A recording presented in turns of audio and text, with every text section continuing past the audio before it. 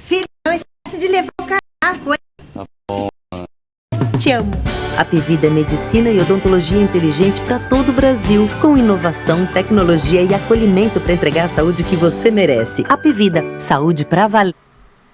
Leitor, leitora do Portal do Holanda, eis-me aqui de volta com muita alegria, com muito entusiasmo.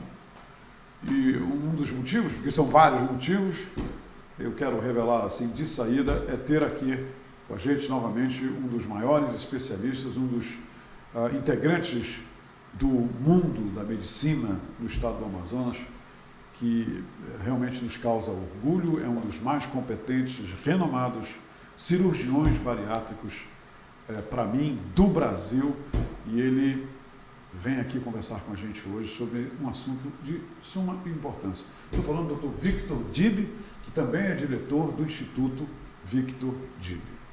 Para a gente ter assim um fio da meada dessa nossa conversa de hoje, eu quero dizer para vocês que no último dia 4 de março foi celebrado, foi observado o Dia Mundial da Obesidade. A obesidade eu aprendi com ele, através de vários contatos que nós tivemos, que a obesidade é uma doença crônica. É uma doença que afeta a muita gente no mundo inteiro. E Manaus tem uma particularidade sobre a obesidade. É que é uma das cidades no Brasil com o maior número de pessoas com sobrepeso. Para que vocês tenham uma ideia, nos últimos anos aqui em Manaus, mais de 6.000 pessoas passaram pelo procedimento bariátrico. E aqui, eu não sei se vocês fazem esse exercício, eu comentei há pouco com o Dr. Victor Dib, mas se você for num shopping aqui em Manaus, compra uma casquinha de baunilha, um sorvete de casquinha de baunilha, senta num banco daquele e fica só olhando ali, fica, como se diz aqui no Amazonas, fica só bicorando ali as pessoas que passam. Vocês vão ficar surpreendidos com o número de crianças, adolescentes e adultos que vão desfilar ali à sua frente e que estão visivelmente com sobrepeso ou obesidade. Então é importante que vocês ouçam, acompanhem essa entrevista, porque é um assunto que modifica a vida das pessoas para um lado, infelizmente, muito negativo. A pessoa que se torna obesa começa a ter vários problemas. E o Dr. Victor vai dissertar, vai abordar sobre isso. Tá bom? Dr. Victor, o senhor esteve aqui em 2019, o senhor esteve aqui em 2020 e agora, 2022, o senhor está de volta. E eu não posso, de forma alguma, deixar de iniciar essa nossa conversa lhe perguntando: a questão da obesidade no mundo, no Brasil e em Manaus, ela continua progressiva ou o senhor já detectou melhoria na caída de índices, etc. Seja bem-vindo. Em primeiro lugar, eu queria agradecer a você, Humberto, por mais este convite honroso, poder participar desse seu brilhante programa, dessa sua brilhante iniciativa, que enobrece também a nossa região em nível não só local, mas também em nível nacional. Você está elevando a categoria do Amazonas em relação a informar a população, a trazer assuntos tão importantes e que muitas vezes as pessoas não conhecem e têm a oportunidade de se inteirar. Graças a você, a sua iniciativa. Parabéns e muito obrigado pelo convite mais uma vez. De fato, é a terceira vez que eu estou vindo aqui. E as duas primeiras vezes que nós estivemos conversando antecederam a pandemia, me parece. Sim, foi antes do período, né? Então nós temos aí esse ato aí de quase 2 anos. E respondendo a sua pergunta, realmente o mundo está ficando obeso, o Brasil não está fora disto, a nossa região talvez está entre as 5 mais obesas do Brasil. O senhor fala dos 5 estados Os mais 5 obesos. estados, o Amazonas. E o que aconteceu nesses últimos 2 anos com a pandemia? Isso é notório. A população engordou mais, né? Porque a pandemia nos enclausurou ainda mais. Isso foi para todos, né? O serviço de delivery aumentou? Tudo aumentou, o serviço de delivery, as academias fecharam, os espaços públicos também ficaram inadequados devido aos riscos.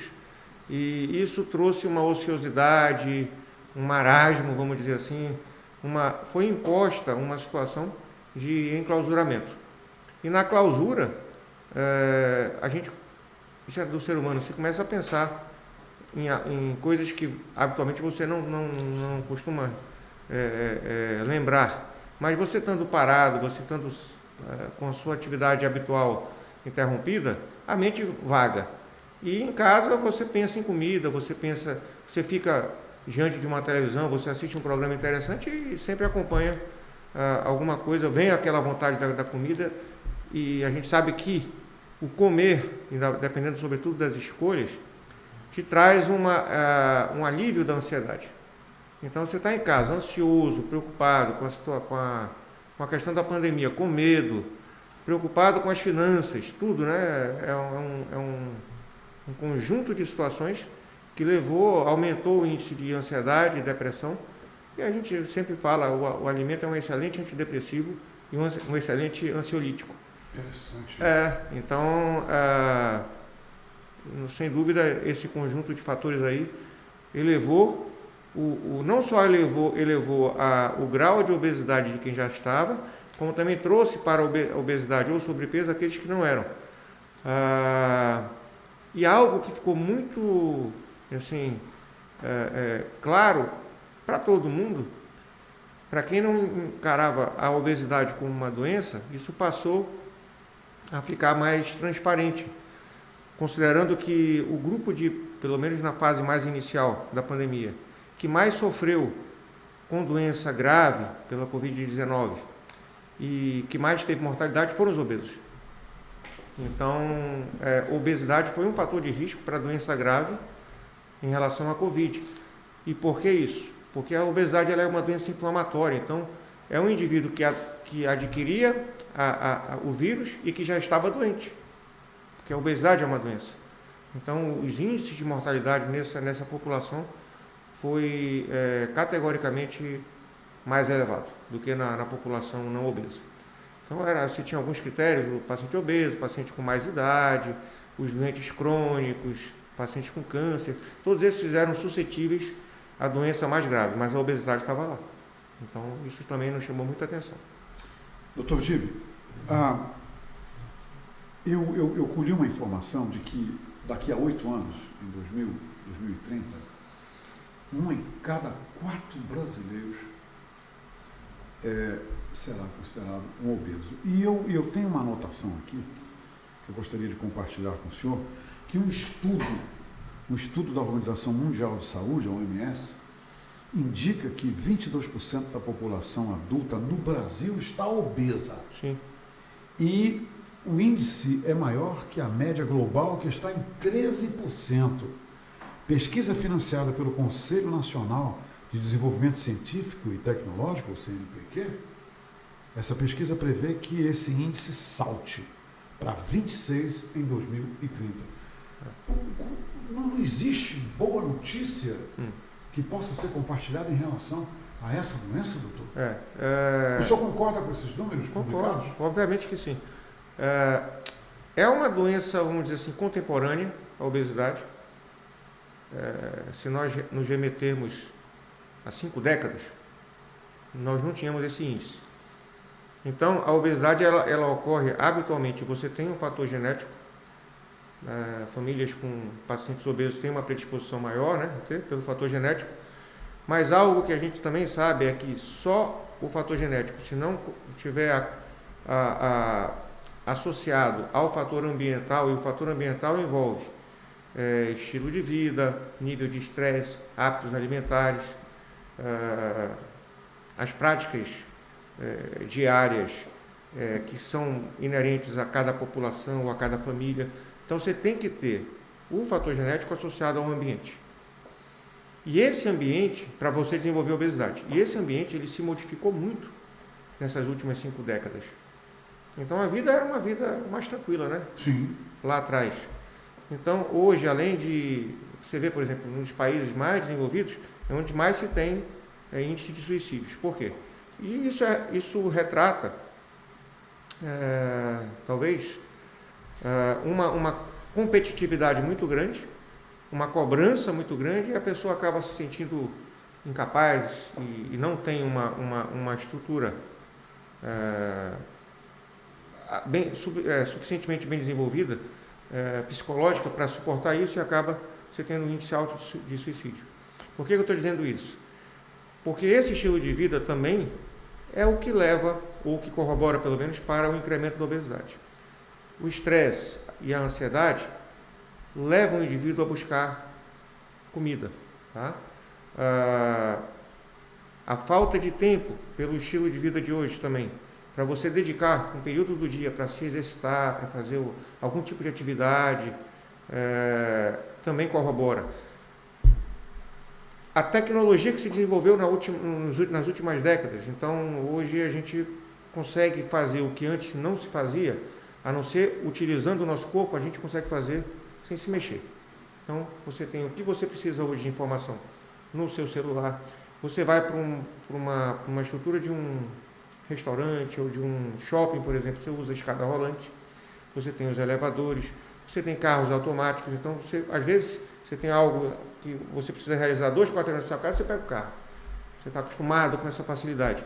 Então essa facilidade tecnológica, o estilo de vida que sobrecarrega e tira o tempo para você dedicar a um pouco do seu dia a uma atividade física, a falta de tempo para você selecionar seus alimentos, às vezes você come na correria, no trabalho, e aí come junk food, você acaba comendo besteira, isso tudo corrobora. Mas, sobretudo, uma coisa que é muito importante ser dita, é que na década de 70, foi quando houve o boom da alimentação baseada em carboidratos. Uhum. Porque se acreditava naquela época que a gordura do alimento era o principal responsável pelas doenças cardíacas. Então, reduzir em 10% a gordura dos alimentos e, obviamente, quando você tira alguma coisa, você tem que substituir por outra, e substituir pelo carboidrato.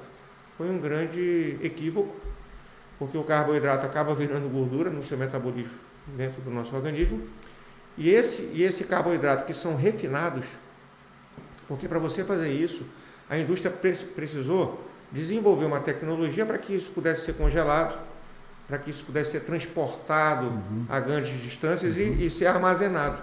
Então, para isso acontecer, você tem que tirar a fibra. Então, você tirou a fibra que poderia estar associada a esse carboidrato e passa a oferecer um carboidrato super refinado. O que acontece com isso? Nós temos uma estrutura do nosso aparelho digestivo que vem dos nossos ancestrais, os primatas mesmo. Na época em que se caçava para sobreviver. Sim. Então, nessa época, o que fazia-se? Buscava-se o alimento baseado em vegetais, sobretudo, muita celulose e caça também, mas carboidrato não. A celulose é muito difícil de ser digerida. Então, nessa época, o intestino, que tem cerca de 6 a 7 metros, ele era completamente utilizado para a digestão, porque precisava de toda essa extensão do tubo digestivo, implementando a secreção digestiva sobre esse tipo de alimento, para que ocorresse a digestão e pudesse ser absorvido. Hoje nós continuamos com os mesmos 6 a 7 metros de intestino. Não houve nenhum tipo de involução ou evolução do aparelho digestivo. Não deu tempo. Continua tudo igual. Não deu tempo, exatamente. Só que a modificação do padrão de dieta sofreu um salto gigantesco que não foi acompanhado pela modificação do nosso padrão de aparelho digestivo. Então, para você ter uma clareza do que eu estou falando, se usava 7 metros de intestino, hoje se usa 1. Interessante. A maioria das coisas que se come hoje... Então esse fluxo, inclusive, é mais rápido, não é? Muito. A absorção é mais rápida. Porque eles já são refinados, ele já vem... ele não precisa ser digerido. Você come e no primeiro metro do intestino você já absorveu tudo. E é carboidrato. A maior parte desses alimentos que você encontra com facilidade, e sobretudo os congelados, que você compra até no supermercado, sim, e bota no seu micro-ondas para comer. Embutidos, né? Aí você vai... e você tem para todos os gostos, né? Então isso é um veneno. Que na verdade você está jogando caloria para dentro do seu organismo. Essa caloria se transforma também em gordura. E mais importante, essas calorias elas estimulam a produção de serotonina, que é um neurotransmissor, e de dopamina. E o grande vilão aí é a dopamina, porque a dopamina dá prazer, sensação de prazer. É o neurotransmissor do prazer. Então, quando você come, você tem essa sensação de prazer. Você não precisa, não que você perceba isso claramente. É igual quem se vicia, por exemplo, num jogo. Sim. Ele não consegue entender no momento, no período em que ele está desenvolvendo o vício, que ele está desenvolvendo esse vício. É uma coisa meio subjetiva ali. A mesma coisa acontece com o alimento. Você vai comendo, mas daqui a pouco o teu organismo começa a pedir mais. E isso já é aquela questão, vamos dizer assim, onde você está desenvolvendo uma dependência, porque para que você tenha o mesmo prazer que uma determinada quantidade de alimento te desencadeava, para que você replique esse prazer, com o tempo a quantidade tem que ser maior, porque vai havendo uma espécie de adaptação nos neurotransmissores. Então você comia, vamos um exemplo, você comia uma barrinha de chocolate e ficava satisfeito. Você tinha aquela sensação boa e você não percebia que vinha aquela. Você não precisa sentir o prazer, não é como o prazer, vamos dizer assim. Carnal. Não é, entende? Mas é algo que bioquimicamente acontece. Então, para você ter essa bioquímica que te dá uma sensação de bem-estar reproduzida depois de uma semana comendo uma barrinha de chocolate, você não vai mais conseguir com uma barrinha. Você vai conseguir reproduzir com 2 barrinhas. É o mesmo processo com as drogas, né? Com as drogas, exatamente. Então você vai desenvolvendo isso. Então você vai criando uma autodependência e criando um ciclo que vai te levando a engordar e criando uma dependência e trazendo uma adaptação para o teu metabolismo. Então isso é um ciclo vicioso que culmina com a obesidade e que a partir de um determinado período de tempo, nesse ciclo, e a um determinado padrão ou nível de obesidade, você não consegue mais controlar. Dr. Victor Dib, isso aí, tudo que o senhor falou, é o que a medicina chama de a memória metabólica? Exatamente. Você andou estudando, né? Essa memória, ela depois, quando a pessoa ingressa no processo da bariátrica, ela precisa ser mudada? É isso? Eu vou te explicar. Você andou estudando, Humberto? Eu andei estudando, né, doutor? Andou estudando. Ainda bem. Porque o que a gente chama de memória metabólica, na verdade, para ser muito claro, é uma adaptação metabólica. Uma adaptação do metabolismo. Você nasce com o metabolismo ali, que veio da sua genética, da combinação da genética dos seus pais, um padrão metabólico, né? Você não vê pessoas, por exemplo, esse menino não engorda, e outro facilmente engorda. Então, isso é uma genética, né?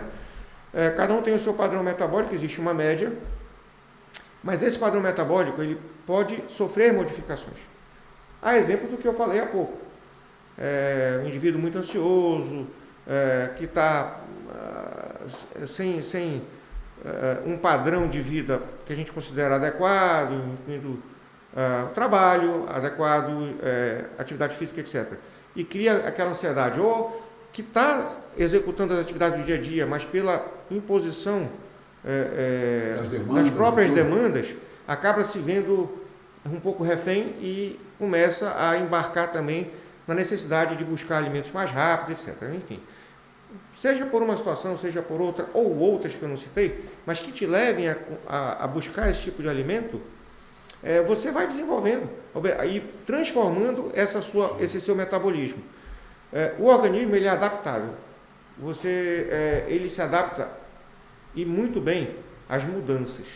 Então, se você hoje tem um metabolismo e o teu peso é compatível com aquilo, você começa a entrar nesse ciclo que eu falei há pouco, começa a ganhar peso, ele não vai ficar desconfortável, porque ele ficaria desconfortável se o padrão metabólico fosse e o teu peso não tivesse condizente com aquilo. Então ele vai ajustando o padrão metabólico ao teu ganho de peso e vai se adaptando. Então, só que as pessoas não percebem na fase em que estão ganhando peso. E não percebe mesmo, se olha no espelho não vê. De forma lenta, gradativa. Devagarinho. É devagar Mas um dia você acorda, se olha e pô. E nem sempre, né? E nem sempre. Às vezes existe aquela distorção da imagem corporal e tal. Mas enfim, o fato é que a balança está ali. O fato é que você começa a tentar vestir uma roupa e não cabe mais. E você começa a cair a ficha, né? Só que nesse momento, porque como eu te falei, não é da noite para o dia, Nesse momento, o seu metabolismo já está gostando dessa situação. Ele já se adaptou. Ele desenvolveu uma estabilidade, desenvolveu uma adaptação. E é isso que a gente chama de memória, porque ele criou uma memória para aquele peso. Você não ouve falar efeito sanfona, vai e vem, mola. Sim. O que é isso? O indivíduo perde peso. Ah, estou obeso. Me conscientizei que eu preciso mudar o meu estilo de vida, mudar, fazer alguma coisa diferente para corrigir isso. Aí vai no endocrinologista, por exemplo, e tem acesso a uma dieta, às vezes é passada uma medicação, faz uma atividade física por orientação e começa a perder peso. Aí perde 8, vamos dizer que ele esteja 50 quilos acima do peso. Aí ele começa a perder peso, perde 8, 10 quilos, aí começa a acender o alarmezinho lá para o seu metabolismo, porque ele começou a ficar desconfortável agora na situação inversa, porque você está mais magro do que o padrão metabólico que já tinha sido estabelecido. E ele não deixa. Ele quer que você volte ao peso onde ele se sente confortável. Então, o paciente passa a ficar refém do próprio metabolismo. Então, é besteira dizer para o paciente que já está obeso que ele não tem força de vontade. É a maior besteira. Isso é uma doença e ele passa a ser refém do metabolismo. E é por isso, quem quer ficar doente? Quem não quer ficar bem? Quem não quer ficar com peso bom? Claro. Sem contar, Humberto, você sabe muito bem disso, que embora hoje haja uma aceitação das diferenças, sim, não é verdade? Sim. Mas existe, não tenha dúvida, o preconceito. Às vezes não muito velado, não muito exposto, mas de forma mais velada. Mas ele está ali, né? Mas está ali, pequenas situações, sim, às vezes até dentro de casa. Sim. E isso vai minando, vamos dizer assim, a psicologia do indivíduo, entendeu? A autoestima. A autoestima. Doutor Gil, me diga uma coisa. O procedimento bariátrico é o procedimento mais radical para o combate à obesidade? Quer dizer, tem gente que chega naquele ponto que não tem volta. E outra coisa que eu queria que o senhor agregasse no seu comentário, existe alguma dieta milagrosa? Porque tem gente, eu já lhe mandei umas coisas que eu peguei na internet, o que mais digando que os caras estão apregoando, quer dizer, o procedimento bariátrico é uma questão radical para resolver alguma coisa que possa complicar ainda mais a questão física devido à doença do paciente? Eu não usaria o termo radical, eu usaria o termo o procedimento necessário. É a última instância, então? É a única para quem está nessa faixa de peso. Sim. É a única. O resto é perda de tempo. Isso eu estou falando com a maior tranquilidade. E a evolução é constante, né, doutor? Depois a tendência de certo ponto, a pessoa acaba com o tempo vai embora. Aumentando. Porque ele mantém aquele ciclo que eu te falei. Sim. Que vai criando uma adaptação do teu neurotransmissor. Ele fica ali, isso chama-se taquifilaxia. O que é taquifilaxia? Quando você começa a desenvolver resistência a uma droga naquela dosagem. Então, você toma um ansiolítico. Você está muito ansioso, você toma um ansiolítico que vai te acalmar. É aquela história que eu falei, daqui a um mês, essa dose de ansiolítico não te acalma mais. Você tem que aumentar a dose. Então é isso, essa taquifilaxia acontece também com o alimento. Sim. Então é por isso que a tendência é aumentando. Mas o que eu falo para meus pacientes quando eu vou operar? Bom, vamos supor que você seja um obeso. Okay. Eu vou dizer assim, Humberto, você não nasceu obeso. Você não nasceu. Ao longo da sua vida, você foi desenvolvendo a obesidade. Eu vou pressupor que você tenha um fator genético associado, mas que houve um fator ambiental que corroborou para que você fosse desenvolvendo a obesidade. Certo? E hoje você está refém do seu metabolismo que se adaptou à obesidade e não te deixa mais emagrecer. Uhum. Então vamos lá, eu vou iniciar um preparo para você submeter-se à cirurgia bariátrica e metabólica. Você vai chegar ao centro cirúrgico com esse padrão metabólico alterado. Eu vou te operar. Quando você sair do centro cirúrgico, você vai sair de lá com um padrão metabólico totalmente diferente daquele que você entrou. O seu padrão metabólico volta para um set, para um patamar que seria o adequado para o seu peso normal. Então você sai da cirurgia com esse padrão metabólico restaurado para um nível de normalidade. Então, aquele metabolismo que estava aqui e que quando você emagrecia, ele te puxava para cima de novo. O efeito sanfona, né? Quando você opera, está aqui teu peso, está aqui teu metabolismo, ele volta lá para baixo e, na verdade, o teu metabolismo agora vai te puxar para a perda de peso. Isso é o que faz a cirurgia. Okay. Só a cirurgia faz isso. Okay. É o único método que consegue alterar esse padrão de metabolismo que foi modificado ao longo do tempo. Ele restaura. E, obviamente, que a consequência disso tudo, porque quando você vai desenvolvendo obesidade, e por ser uma doença metabólica, você vai colher todas as consequências disso. E aí eu estou falando, e são doenças que são evitáveis, né? Hipertensão, diabetes, gordura no fígado. Você sabia que a principal causa de transplante de fígado hoje é a esteatohepatite evoluindo para fibrose e cirrose? Não é mais a hepatite por vírus, não é a hepatite por álcool, é a hepatite causada pelo excesso de peso. Porque você tem um estágio. Esse é o maior fator hoje em dia? De transplante hepático, assim, pelo menos nos Estados Unidos. Sim. Você tem a esteatose, que vai grau 1, grau 2, grau 3, aí você vai agravando isso, passa para a esteatohepatite, o fígado começa a ficar inflamado. Na esteatohepatite você começa a ter fibrose por reação cicatricial, e a fibrose leva a cirrose com falência hepática. E você tem que transplantar o fígado. Então, para você ter uma ideia do que nós estamos falando. Então, já citei hipertensão, já citei diabetes, que é uma doença terrível, né? Sim. Já citei aqui a doença hepática. Tem a miocardiopatia hipertrófica, que é uma doença do coração. À medida que você vai ganhando peso, o seu volume de sangue circulante aumenta. Então, o seu coração começa a ter que trabalhar mais para dar conta disso. E o coração é um músculo. Se você vai para uma academia e vai exercitar, o seu músculo não cresce? Não é isso? Sim. Você exercita a musculatura, sim, você hipertrofia a sua musculatura. A mesma coisa acontece no coração. O coração cresce. Só que ele cresce para dentro. Então, se ele cresce para dentro, essa musculatura hipertrofia para dentro, a câmara cardíaca reduz de capacidade. Então, o volume que ele vai ejetar é menor. Então, quando ele, é um esforço terrível. Na verdade, ele cresceu para ejetar mais e essa condição acaba levando ele a ejetar menos. Então, ele tem que dobrar o trabalho. E isso acaba tendo consequências muito trágicas para o paciente. Tá? E outros fatores, né? As doenças mentais associadas, sim. Depressão, ansiedade, bipolaridade. Aí já são doenças da alma, né? Quer dizer, da alma, é afetada. Mas que a gente sabe também que existe a genética que vamos dizer assim, predispõe a essas doenças. Também, né? Mas quando você associa esses pequenos fatores, porque nós somos sujeitos à agressão e cada um reage de forma diferente. Tem um provérbio que eu acho muito inteligente, que fala que o problema não é o problema.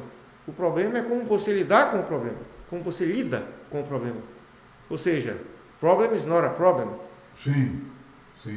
Dealing is the problem. Não é isso? É isso mesmo. O problema é como você vai lidar com aquela situação. Doutor, me diga uma coisa. Por que aqui mesmo, aqui nesse artigo, 20% das pessoas que fazem o procedimento bariátrico voltam a engordar? Eu entendo o seguinte, veja só o meu entendimento, eu estudei, eu falo isso.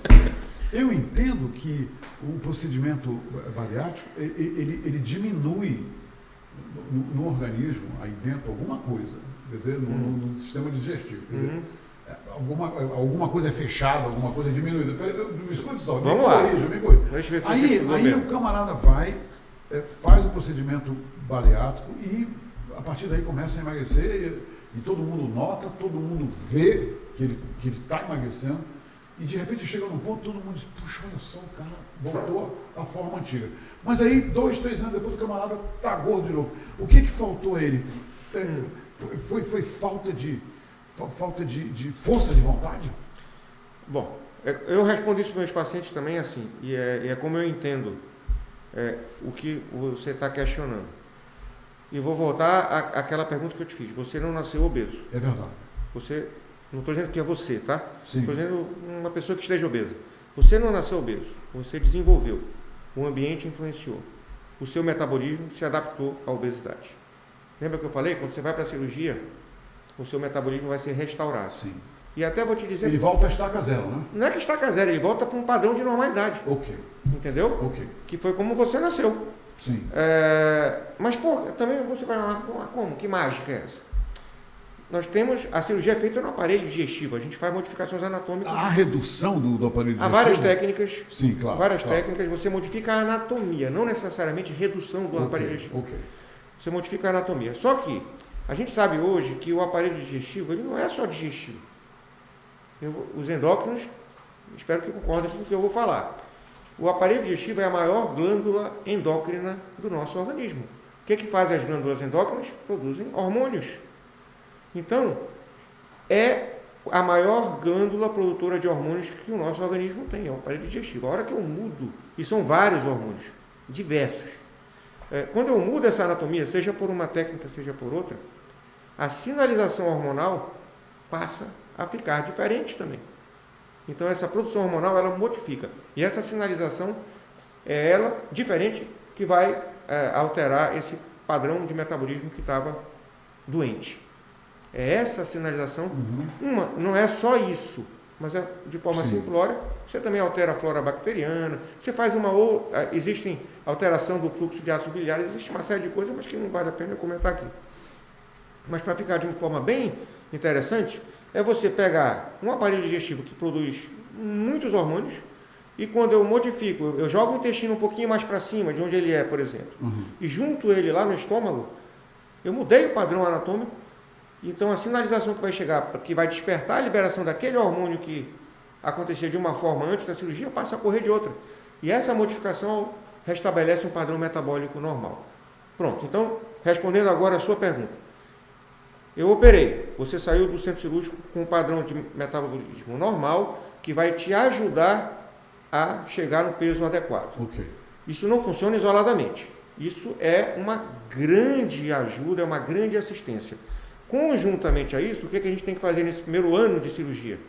Primeiro ano e meio, 2 anos.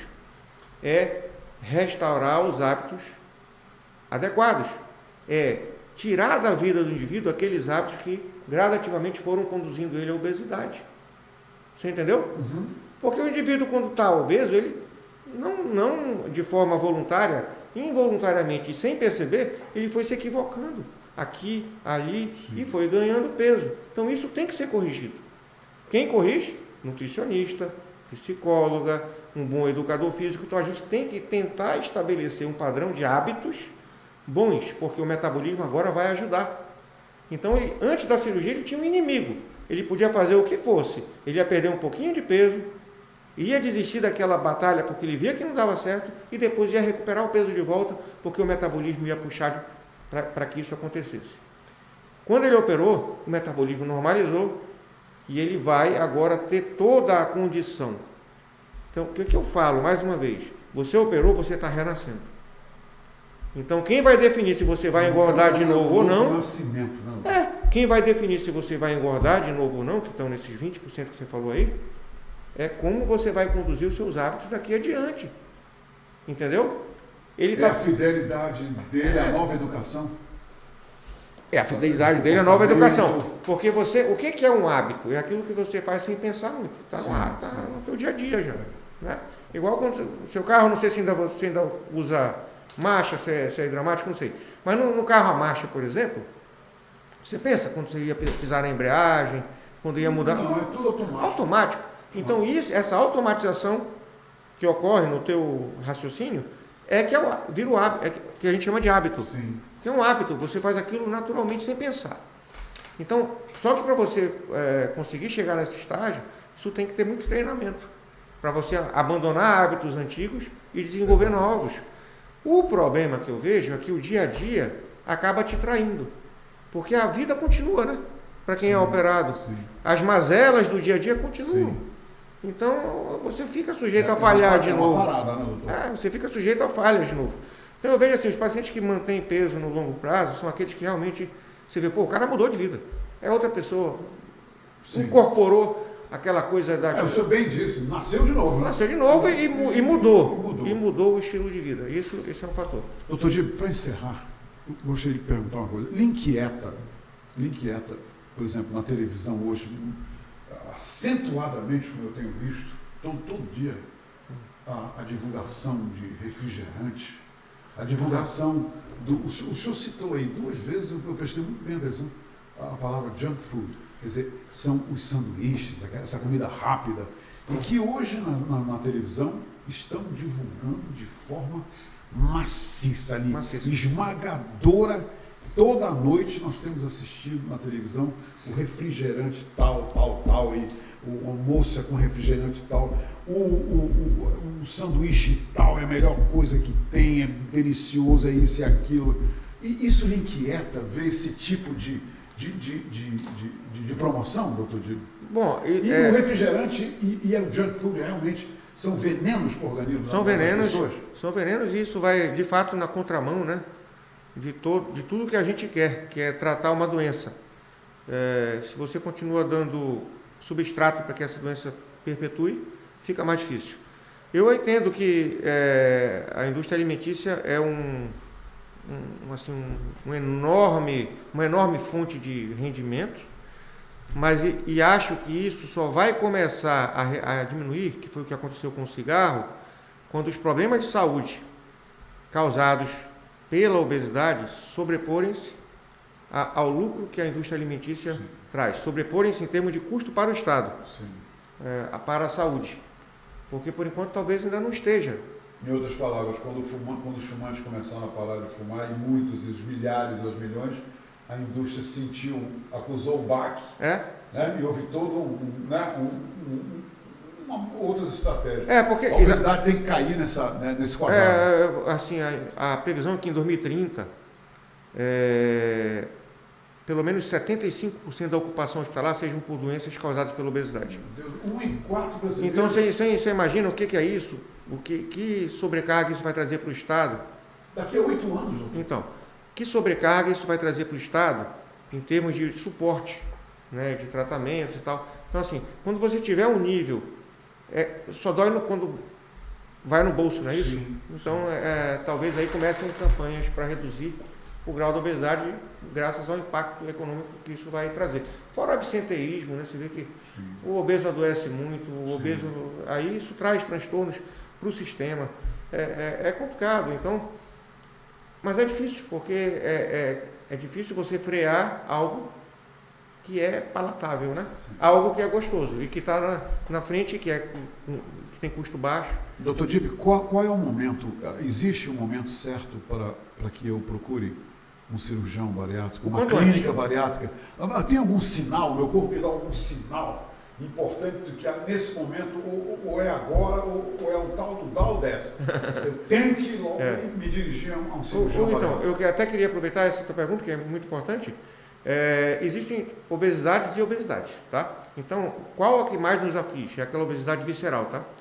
A obesidade abdominal, tipo aquela barriguinha de quem toma cerveja. Sim. Então, essa obesidade, que é mais comum no homem do que na mulher, é ela que está mais vinculada às doenças metabólicas. Okay.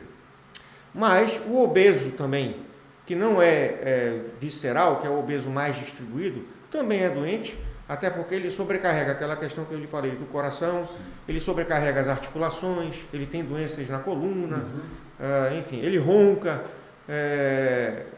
tem a apneia do sono. Então, assim, quando procurar, cair a ficha, estou engordando, não estou conseguindo controlar, o quanto antes buscar o médico. Nem todo paciente vai ser indicado para cirurgia. Quando você está no estágio mais inicial, você pode sim ter um controle com uma boa orientação dietética, desde que o paciente se conscientize, uma boa orientação psicológica, uma boa orientação na atividade física. Por quê? Quando a obesidade é mais leve, é porque está naquela fase inicial ainda. Então, aquela adaptação metabólica ainda não se solidificou. Então, você consegue ainda driblar. À medida que o nível de obesidade vai aumentando, fica cada vez mais difícil. E chegou no estágio X, onde você já está 30, 40 quilos acima do peso, eu lhe garanto que você não vai mais conseguir controlar. Vai ser um ponto fora da curva o paciente que conseguir. Doutor Dibe, lhe encontrar mais facilmente lá no Instituto Victor Dibe, ali no Boulevard, né? O senhor está ali. Não, eu tô ali é minha casa, né? Ali é sua casa. Mas tem outros serviços, então assim, Claro. a cirurgia bariátrica ela tem que ser vista como uma cirurgia, jamais não deve ser vista como uma cirurgia estética, porque não é. Não é. Não é, tem que ser tratado com muita responsabilidade. Os doentes são doentes, não Sim. são pessoas que A estão ali. obesidade é uma doença. não Ponto tem- final. Ponto final. É uma doença, isso está mais. Interessante, isso só foi reconhecido em 2013. E a cirurgia bariátrica é feita desde a década de 60, Uhum. mas só foi reconhecida como doença em 2013. Você acredita nisso? Acredito. Então você imagina o nível de preconceito que os obesos não sofriam, né? Sim, sim. Era falta de força de vontade, era relaxamento, era estilo de vida inadequado, pura e simplesmente porque ele queria, ele não emagrecia porque não queria. Era assim que era tratado o obeso. Então, mas em 2013 foi reconhecida como doença e é o que é. Então a gente tem que entender a cirurgia bariátrica como um tratamento médico. Como, por exemplo, quem é hipertenso, é magro e é hipertenso, você vai tomar seu remédio. Sim. A cirurgia bariátrica é um remédio para a obesidade. Muito bem. Tá? E nem é só bariátrica, eu até prefiro usar o termo cirurgia metabólica. Metabólica. Porque quando eu falo em cirurgia bariátrica, eu estou me referindo só ao peso. E o problema é muito mais metabólico do que puramente peso. Ok? Doutor Victor Dib, muito obrigado. Eu vou falar uma coisa só para o senhor, hein? O senhor deu uma aula aqui, isso não foi de forma alguma, nem uma conversa, nem uma entrevista. Mas é O senhor porque deu uma você- aula, isso é muito bom. É porque você estudou e me obrigou a chegar assim em pontos mais interessantes. Puxa aqui, bom para nós dois. Obrigado. Dib, leve todo o meu carinho, a minha fraternidade para o seu pai, para a sua mãe. Muito obrigado. Tá bom? Muito obrigado, Humberto. E parabéns pelo todo o trabalho seu e de toda a sua equipe lá na sua clínica. Obrigado. Muito Você é bacana. um grande amigo e é suspeito para falar. Ok. Abraço. Obrigado, doutor Diego. Obrigado. Um abraço no Fred também e no Bernardo. No Fred e no Bernardo. No Obrigado. Bernardo. Por hoje é só, minha gente. Amanhã estaremos aqui, se Deus permitir. Filho, não esquece de levar o casaco, hein? Tá bom, mãe. Te amo. Apivida é medicina e odontologia inteligente para todo o Brasil, com inovação, tecnologia e acolhimento para entregar a saúde que você merece. Apivida, saúde para valer.